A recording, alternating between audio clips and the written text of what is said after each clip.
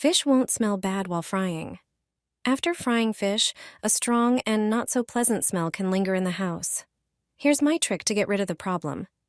Prepare the fish as usual. I coat each piece in flour and breadcrumbs. Before you start frying, open a window in the room where you'll be cooking. Place a halved apple on the pan with the frying fish. It absorbs some of the smell while lightly flavoring the meat. If you don't have an apple, use a peeled potato instead. It works well for those stronger, heavier fish like carp. Keep a lemon wedge near the pan. It also helps eliminate the fishy smell. Here's a way to deal with the tiny bones in carp. Take a piece of carp with the skin on and make cuts about 1/2 inch apart across its width.